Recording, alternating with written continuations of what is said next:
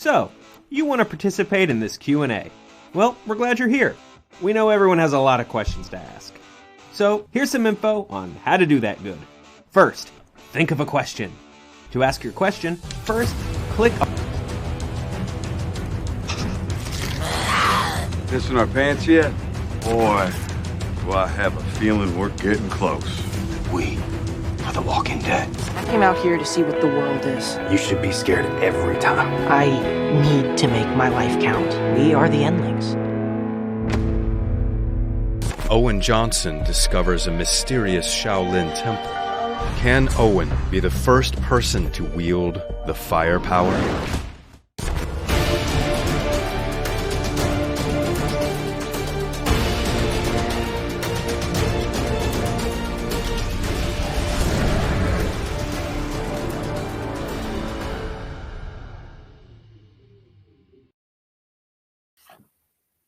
Hey everyone, I'm Eric Goldman, managing editor at Fandom, and welcome to a new installment of Hey Fandom, our interview series where we bring fans and creators together. We have a great guest today, Robert Kirkman, and I've got a lot to ask Robert, but we want to hear your questions too. So, if you want to join us to ask a question live on video, you can hit that raise hand icon at the bottom of the screen, or if you have a text question you'd like to send, you can hit the question mark at the bottom of the screen.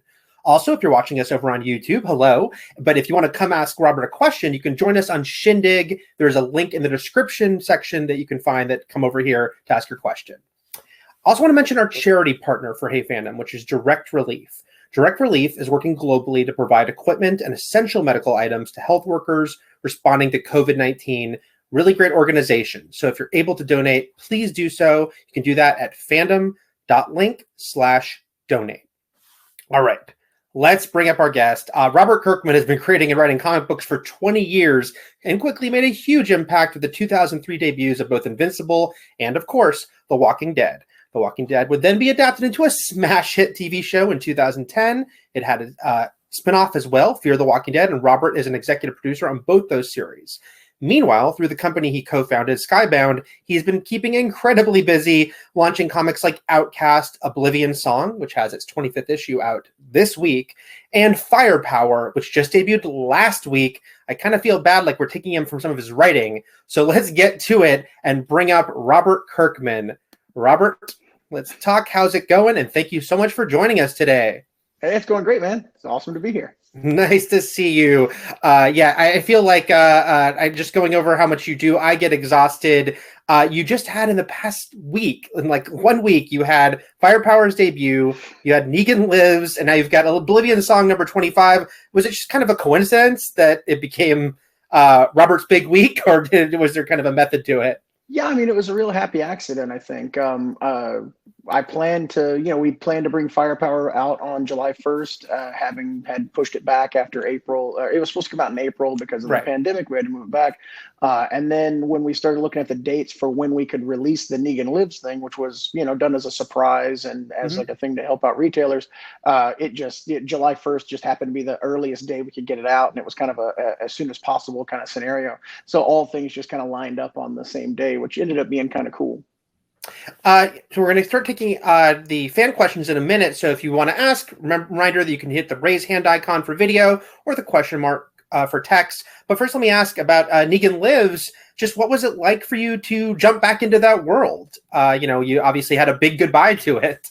Yeah. I mean, it was really cool. I mean, it's been a year since the last issue of The Walking Dead came out, and it's been over a year since I had, finished writing that issue, and Charlie and I had stopped working on the series.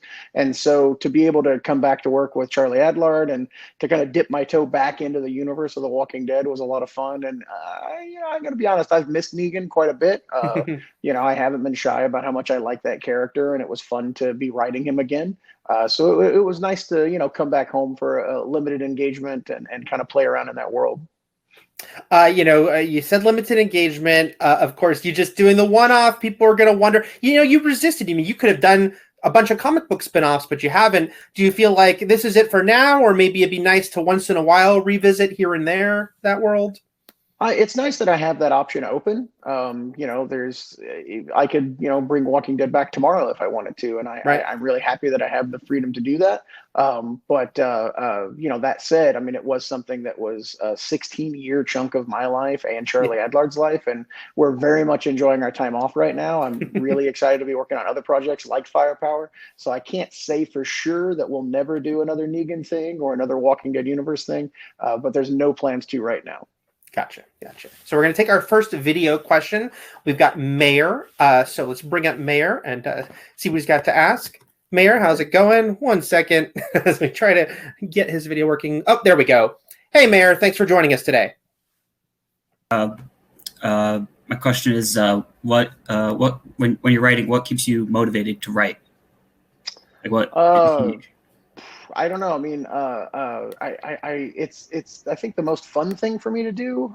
Sometimes when I'm hanging out on weekends and I'm, like spending time with my kids or, watching a movie or something, it's like, oh, it'd be really nice if I could like write this scene or whatever. So, it's something that I, when I'm not doing it, I kind of want to do it. So it's like a fun pastime, almost like a hobby for me.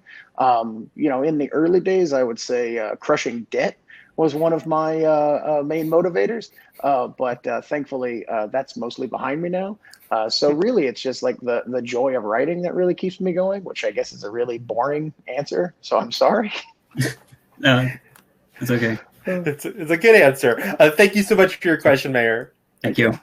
Following up on that, what impresses me, Robert, is, again, the level of success you've had and also the fact that you are a busy guy. You have a company, you have a lot going on. So I think some people might expect you not to be writing as much as you are currently, but you've got multiple titles, monthly titles or bi-monthly titles. For you, is it just that is your at the core of it, what you want to be doing, and so you don't want to put it aside or maybe just do a little less, but you were like, no, I want to do all these comics at the same time?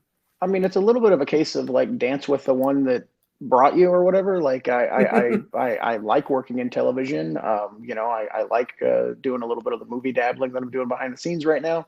But comics are my first love. And, I've had periods where I've been, producing one thing or the other and haven't been able to have as much time to actually sit down and write. And that's been very frustrating for me. So now I kind of make it a point to, I'll push projects off or I'll step back on a thing or two to make sure that I have time to write, just because that's the thing that I most enjoy doing. And I feel like it's, the best for me career wise to be continually producing new work.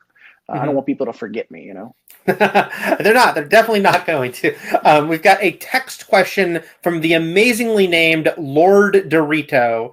I want to believe that's his actual name. Who asks, if you had continued Walking Dead series, can you tell us some of the ideas you would have used? Well, of course, maybe you one day want to hold on to them, but is there anything you can say?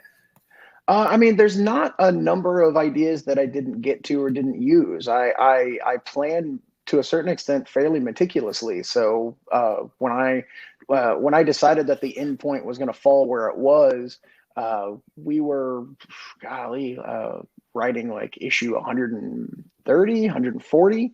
And so we were like 50, 60 issues or more from the end point. And so I knew, exactly what I was going to do up to that point. And so for the last like 6-7 years leading up to the end, I knew that I was working to that end. And so there isn't anything, there really isn't anything there that I didn't get to. So I don't really have an answer for that. I will say that there's a lot of implied story in the final issue, with the railroad meeting and the colony to the west uniting with the colony to the east. And, there's some general thoughts and notions that I have for that. And if the television show ever gets to that point in the comic book series and we decide to continue past that point, I'm kind of excited about the idea of, telling a little bit more with older Eugene and Judge Michonne and the different things that, were in the comic book series that could have gone on and, we could have done more with. So that could be kind of neat. Do you like in general the idea of sort of a definitive ending? When you create a comic, do you feel like at some point I want to have an ending, or do you sometimes think, well, this one could be? I mean, I guess the question is, would you ever want to pass the baton, or it's your story, so you want to have your own ending to it? I mean, I had originally on Invincible wanted to pass the baton just because Mhm. that was a superhero comic book series, and that's kind of what superhero comics do. And I really like the idea of being an old man one day and reading Invincible, going, these kids these days have no idea what they're doing. This book sucks now, even though it's probably like 10 times more popular than anything that I did. But at the end of the day, like with Invincible, especially, I came up with the ending and I was like, oh, okay, it's kind of weird to do a superhero story that has a definitive ending because that's Mhm. not normally done with superhero comics. So I haven't hit a series where I'd like to pass it off yet. I probably will at some point Mhm. because it does excite me. Like I do really like the idea of seeing, what somebody would do with my material and getting to kind of enjoy like a world that I set up, like as a Right. fan, I think would be kind of neat. Mhm. We're going to go to another video question here from Ari. So, Ari, let's bring you up. How's it going, Ari? Thanks for joining us. Hey, good. So my question is, well, I actually I don't have a real tiger, but I got a cat here, so I thought Okay. I'm gonna get. So my question is regards into sort of the pandemic and how if this were 2003, or if you wrote The Walking Dead today, how would you have included the pandemic and how like would you have connected the real world, like the pandemic and the zombie virus at the same time? Like, have you thought about how you would have done that if today were when you wrote the comic? Yeah, I haven't really given that a much thought. Talking about, I think I talked to, I can't remember if it was in my notes or if it actually got into Negan Lives, but there was a lot of talk of isolation because that's kind of what I'm dealing with to a certain extent. Like my family and I are isolated in this house. And so I think that that's an aspect that I probably would have dwelled on more if I had written Walking Dead, post-pandemic, because the idea of hunkering down and hiding from zombies is something that was inherent to the zombie apocalypse, but I hadn't really experienced the isolation of that, like as a human.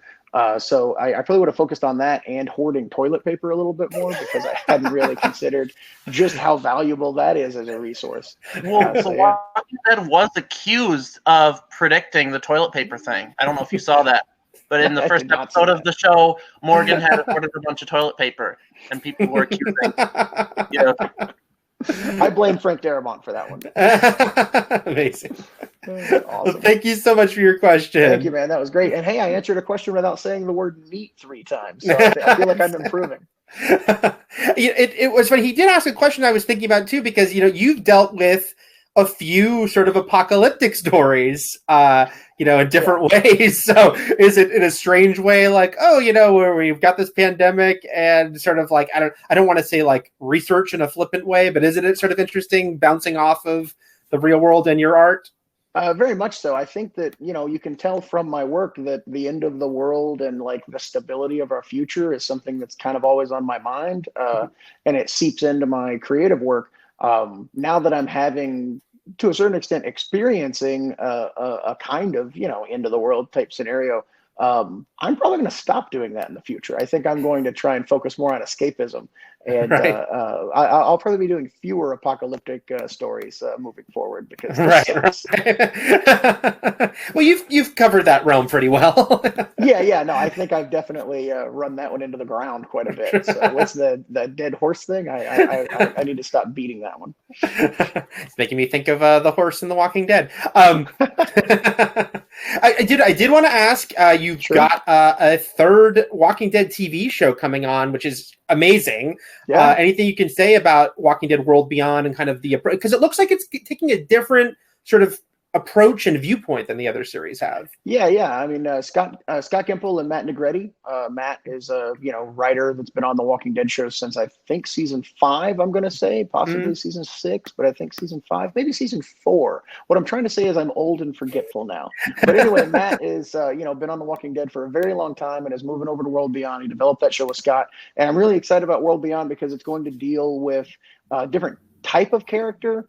And to a certain extent, a different type of world within the world of The Walking Dead. This is a group of teenagers that have lived within a safe haven inside the world of The Walking Dead and are now venturing out. So we're going to kind of experience the world of The Walking Dead that we're very familiar with through new eyes. So it's going to be a really unique show that I'm very excited about. And it's going to premiere on a date later to be determined at this point because the world sucks.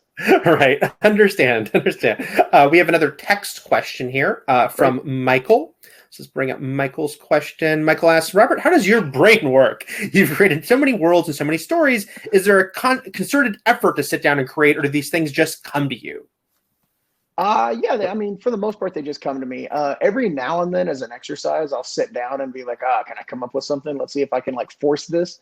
But that doesn't usually work so well. It's usually outside stimulus to a certain extent. It's someone will say something in conversation and that like will trigger something in my mind. And I'm like, oh yeah, that could work this way if I did it in a story. Or I'll be, oftentimes I'll be watching a movie or a television show and I'll be like, oh, they totally did this. Well, if they had done this and this instead, that would be really cool. And that would have surprised me. And so then I'll be like, oh, wait, I could do something like that in Oblivion Song, or I could do something like that in this, or sometimes it'll, happen where, it'll come up, it'll make me come up with a whole new idea for a new project. But it's like this for every, person that works in a creative field. Like you're at a party, someone says something, and the next thing you know, you're pulling your phone out, like feverishly taking notes before you forget something. Right. And it makes you bad at conversation in general. So it's quite a burden is what I'm trying to say. Bad at conversation, good at creativity. There you go. Fandom has a very active Walking Dead wiki, and Negan is a very popular character over there. We just saw someone holding a Negan bat. Not shockingly, we had a big increase in traffic at the Negan page and at the Negan Lives one-shot page last week. Is it amazing for you to see like a character, something so specific that you create, sort of become so iconic and so well known? Yeah, I mean it's really fulfilling to a certain extent, like to see that people love something that kind of popped out of your head. It's always really startling too, because with Walking Dead especially, like you never really know who's going to catch on and who's going to be very popular. You're just trying to introduce like interesting characters as the narrative goes on, and like I had no idea that Negan would catch fire the way that he did. But it's really cool, and it's especially cool with Negan just because he was a guy that really injected life into the series for me and kind of reinvigorated my like excitement to like sit down and write The Walking Dead, because he wasn't introduced until issue 100, so it was very long into the run, and so to have the fan base love that character kind of as much as I do is pretty awesome. I do sometimes see the bats as threatening. People will show up at a signing with a bat on their shoulder, and I'm like, this doesn't feel good. I don't really like this. So that part is a little unnerving. Understandable. I want to remind everyone that our charity partner for Hey Fandom is Direct Relief, and that if you want to donate to them, which we'd love if you could do so at fandom.link/donate. Now, you just mentioned Oblivion Song a minute ago, Robert, and issue number 25 is out today. And you've got some really cool variant covers. You've got artists like Arthur Adams and J. Scott Campbell. Hey, we got to look at some of those variant covers right now. Yeah. So can you talk about hitting that milestone and also how it came about that these covers came together? Yeah, I mean, well, I rounded up a few of my favorite artists to, Charlie Idler did one of Walking Dead fame. J. Scott Campbell, I think, did a great one. There's Charlie's right there. Because it's important to acknowledge the milestones, and having done Invincible and Walking Dead, like for Outcast, for instance, I didn't celebrate the 25th issue because I was like, I don't know, 25 issues, like whatever, no big deal. I'm on like issue 100 on this other book. But I remember back in the day, like Invincible 25 and Walking Dead 25 were these huge events that we celebrated, because back then I was like, oh my God, I got to issue 25. This is crazy. And so I wanted to make sure for Oblivion Song and for books moving forward that I acknowledge that like 25, should be a cool issue and should be an important issue. So yeah, we're doing that. I mean, it's an expanded story. It's also the kickoff of our third large story arc. If you look at each 12 issue arc as a story arc, the way I do, it kicks things off in a interesting way where, the series started with Nathan Cole venturing into Oblivion to try and rescue his brother. Issue 24 ended with him being stranded in Oblivion. And so now issue 25 picks up, and he's been in Oblivion for some time and is now kind of living the life that his brother was living before he rescued him to a certain extent. So we've kind of flipped the script to a certain extent. And this is, I'm going to try not to say to a certain extent every goddamn time. Anyway, it's been a long time since I've done an interview of this nature, and so I'm very rusty, so no thank worries. you, pandemic. But anyway, It's also setting up the big conflict with the Faceless Men, who we've revealed are known as the alien race, the Cathal, who are possibly going to be in Earth at some point. Which was awesome. And speaking of Invincible, my question is, can you give us any updates for the Invincible animated series that you're doing for Amazon Prime? No. No. Okay. Well, no, I will say we are very close to getting a lot of updates on the Invincible series. We're very hard at work at it. Unfortunately, animated series take a fair amount of time to work on. But I've watched some episodes. It's all turning out really great. And there's going to be the Skybound Expo, which is on July 18th and 19th on the Skybound YouTube channel and Facebook page. You're going to be able to log in and watch that. We're going to have a panel where we're going to talk about the Invincible series and reveal a little bit more about the cast and things like that. And then we're going to be showing some things very quickly. I will say this, the pandemic kept Free Comic Book Day from happening, but there was an Invincible Free Comic Book Day issue 1 reprint that was going to come out.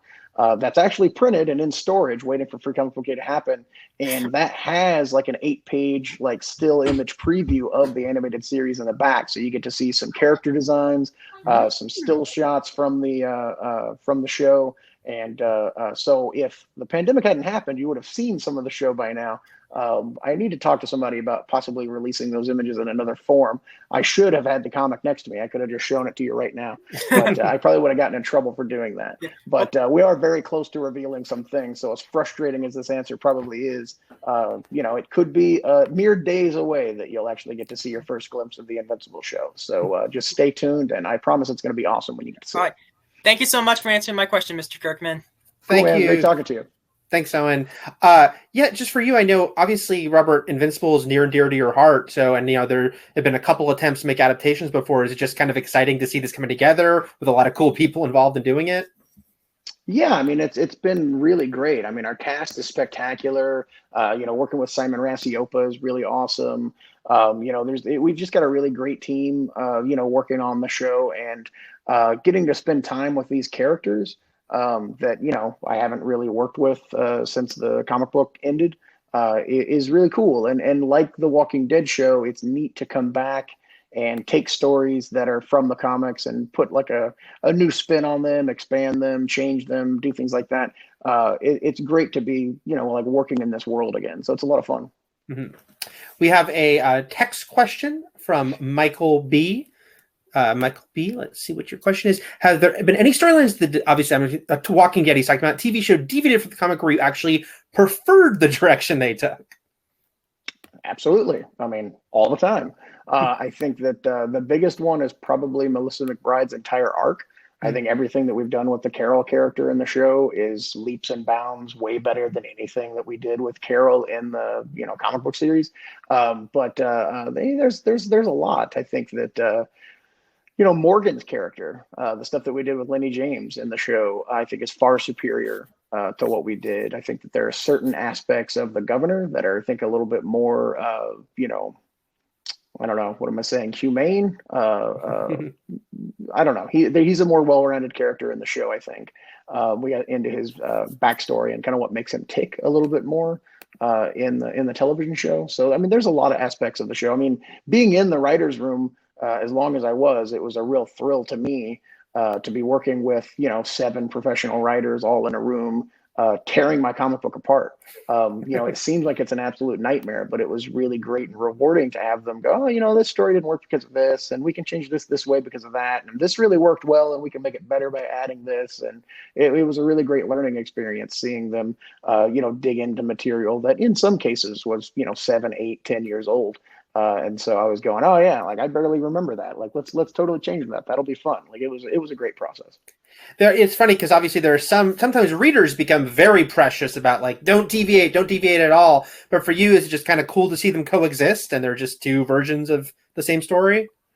And there are moments where I would say, okay, we need to keep this one pretty close, and everybody would agree. So, I mean, I don't want fans to think that I was some kind of madman in there, like tearing my material apart. I mean, I very much considered myself a steward of the brand and to try and protect these stories. Not that they needed protecting per se, but just to like pay tribute to the fans that had supported the material. Like there are things in The Walking Dead that a Walking Dead fan is definitely going to want to see adapted into the show. And we try to do that as much as possible. So there are things that did get adapted directly. It wasn't all completely throw caution to the wind, but there were so many times where I'd be like, just kill them.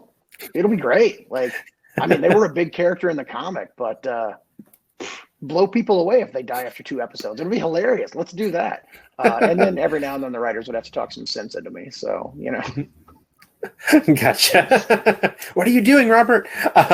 We have another video question we're going to bring up. So we have Fennett here on video. Bring you up, Fennett. Fennett, thanks for joining us. Hello. Thank you. So I just picked this up July 2nd because the first was Canada Day here. But I really enjoyed it. I loved it. So my question for you is, how long was the time jump from the end of All Out War in the comics to the new beginning story arc? Because I remember somewhere in the letter hacks it said 2 years. One of the editors wrote it. But I remember you went back and you said it was like an unspecified amount of time. So how long was it really? Or is it just up in the air? Frankly, it is an unspecified amount of time. It's roughly 3 years, but I didn't specify exactly how many years it was because if you pay attention closely for the entirety of the comic book series, Carl's age makes absolutely no sense. Mm-hmm. And so that's why I was very vague with how many years had passed, so that if you were really paying close attention and you realized that, like, I think when Carl was in the first issue, his first issue was like issue 2 or 3, he was probably like 7 or 8. And I would say like roughly 4 years have passed. And so that would make him 11 or 12. And then I was writing him and sometimes like he was like 16 or 17. So I had to be a little vague to hide the fact that sometimes I was progressing his age a little bit more than the time was actually passing. So I was cheating is what I'm saying. I was cheating, but it was about 3 years, but possibly longer if you noticed how young Carl was. Okay, yeah, thank you very much. I should have lied. Yeah. Thank you. I thanks, Bennett. I think that comic book time is malleable. We all know that. So, I agree. We can get away with a lot there. We have a text question. I'm going to bring up a text question from Christopher. So let's see. Christopher asks, Robert, what was your favorite character to write for in the Walking Dead series? I mean, by the end it was Negan. I know some people don't like him, but those people are foolish. I don't know. It was a fun character, right? The dialogue of Negan was always a fun challenge because I was always trying to top myself. And, I'm well aware that sometimes I wouldn't do it. But, sitting down to write, some kind of dialogue sequence with Negan and trying to, figure out the most foul and ridiculous things I could come up with for him to say was just a real treat for me. Obviously Michonne, Carl, Rick. I mean, I definitely have my favorites, but Negan I think was probably just the most fun to write. And I recognize that maybe I used him too much, but I liked him. Right. Actually, let me flip that then and ask, what about the TV show? Like, do you have like a favorite there? And is it different? Because Negan's great, obviously Jeffrey's great, but there's, as you said, a lot of different things happen there with the characters. I mean, it's hard to nail it down with the show, mostly because all of those characters are associated to actors that I know, and I don't want to play favorites. But I one real treat, especially early on, was writing Daryl Dixon. One, because he wasn't in the comics, and so it was a completely new experience. But two, it was a real masterclass in what an actor brings to the character. I've also said this about Melissa McBride, but Daryl Dixon is a character that you watch him become who he is over the first 2 or 3 seasons. And a lot of that is because, we as the writers were, developing a new character. But with every scene that we watched Norman do, we were watching his mannerisms and watching how he decided to say dialogue and watching how, he would, come up and say, hey, change this. And maybe I'll say it this way. And can I say this instead? And like following his instincts and watching the way that he shaped that character. really defined it. And so it was really cool working in television for the first time and just seeing how influential an actor can be on the writing of a character. And so for that alone, I would say that, writing for Daryl Dixon was like super fun. Have you done a Walker cameo on Walking Dead? I don't believe you have. Never attempted? have, never will. Never will. No. Two reasons. One, super, I'm going to keep doing numbered answers, but super uncomfortable. It's hot in Georgia. They're going to cover you with rubber. That is unpleasant. You're going to sweat a lot. To me, not worth it. Reason number two, I would say, is also I have a pet peeve on cameos. I just super dislike, like seeing someone I know in a movie. I was just watching Guy Ritchie's King Arthur. Fantastic movie, and if you don't like it, I'll fight you. But he has a cameo in that movie, and I'm like, oh, come on, Guy Ritchie, I don't want to see you in this movie. Like, I know what you look like. It just takes me out of the. I don't know why. It just takes me out of the story. I'll add a third reason too. My head is enormous. I do not know if you can see on this video thing, but I have just a giant pumpkin head. Like, go on the internet and find photos of me at premieres where I'm like in a lineup with a bunch of actors. You could literally take my head off and other actors could wear it as a helmet. Massive head. And you can only add to a face to make a zombie. You cannot take away unless you're using complicated CGI, and we don't do that on the show. So I would be this gigantic, like, football-headed zombie with all this stuff added onto my head, and I would look like a human Charlie Brown on screen. So I would make a terrible zombie for the television show. So as a producer, I can't allow that to happen. Well, as someone who rarely wears baseball hats because they're too tight on me, I empathize. I understand.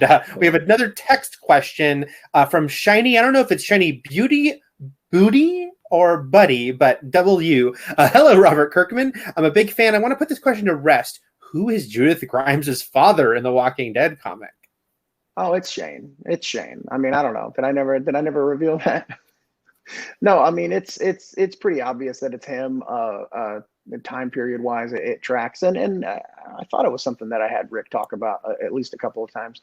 But yeah, I mean, I like the idea of him, raising a child that he knows is not his own, and that relationship with Lori. I was trying my damnedest as I was like 23, 24 at the time, as a writer to capture the nuance of that situation. Like, I had a lot of people that were like, "Oh my God, I can't believe Lori cheated on Rick. What a tramp," or whatever.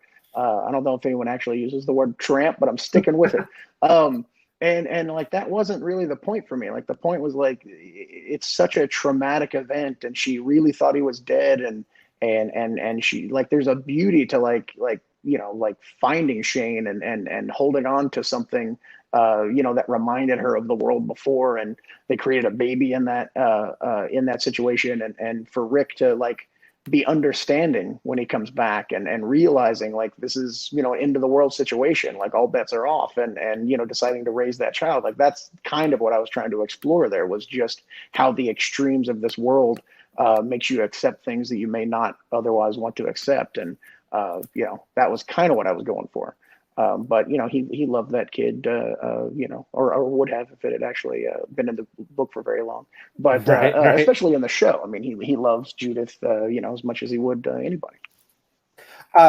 I wanted to ask you. We were talking earlier about cameos. You did do a cameo recently, though, in Jay and Silent Bob reboot. Oh, yeah. I just wanted to ask. I'll show up in other people's stuff all day long. I was going to ask, did you enjoy playing the role of Robert Kirkman for Kevin Smith? It was a bit of a stretch for me, but no, it was a lot of fun. It was great being directed by Kevin. It was fun, being on that set and seeing, what he was doing with that movie, which I was very excited for. I mean, I've been a huge Kevin Smith fan for years. And it was great being able to say Kevin Smith dialogue, which was, it was cool. Like, he totally wrote that stuff for me. So that was awesome. But yeah, it was pretty neat. We go to our final fan question here. It's a text question from Derek. Derek asks, hi, Kirkman, is there any news on that red foil Negan Lives variant you've been teasing? I don't know what he's talking about. Derek might have invented it. Yeah, that's definitely news to me. I mean, I certainly haven't been posting any videos on Twitter showing the existence of something that looks like it could be a red foil mutant Sure. variant. Yeah, that's really weird. I don't know what he's talking about. I think he's just trying to will it into existence, and maybe it'll happen. We'll see. We'll see. As we're wrapping up, I have to say, we're heading towards when we would be going to San Diego. Sadly, we're not this year. But I remember a few years ago, there was the 10th anniversary party for Walking Dead I was at. And you had Weezer performing in the middle of San Diego. A bunch of celebrities are there. And I remember thinking, man, how many comic books could have achieved this kind of celebration? Is it kind of surreal for you to sort of see those kind of moments and be like, oh, wow, and kind of step outside yourself?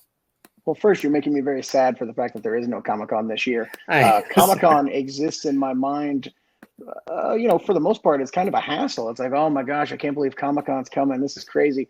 And there are moments while I'm there where I'm like having the absolute time of my life, and it's great. But you don't realize, I don't at least, realize how much I miss it until it's not there. And man, I'm bummed. I really wish I was down there.